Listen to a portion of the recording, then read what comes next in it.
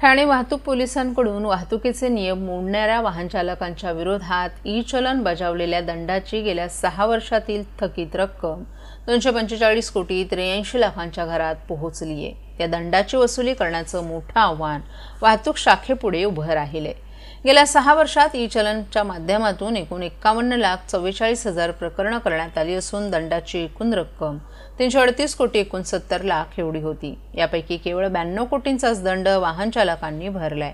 दुसरीकडे दंड वसुलीसाठी दबाव टाकू नये असे निर्देश असल्यानं ठाणे वाहतूक पोलिसांना हा दंड वसूल करण्यासाठी कठोर पावलं उचलता येत नाहीत। परिणामी प्रत्येक वर्षी दंडाची थकीत रक्कम वाढतच असून 245 कोटींची ही दंडाची थकीत रक्कम वसूल करायची कशी असा मोठा प्रश्न ठाणे वाहतूक पोलिसांच्या समोर उभा राहिलाय।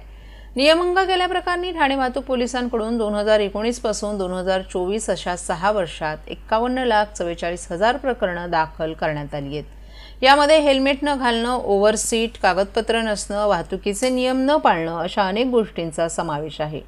गेल्या 6 वर्षातील ही दंडाची रक्कम जवळपास 338 कोटी 69 लाखांच्या घरात आहे। मात्र वसुलीसाठी वाहन चालकांवर कोणत्याही प्रकारचा दबाव टाकता येत नसल्यानं किंवा वाहन जप्तीचे अधिकार नसल्यानं केवळ आवश्यक असलेल्या ठाणे प्रादेशिक परिवहन विभागाचा दंड वाहन चालकांकडून भरण्यात येतो।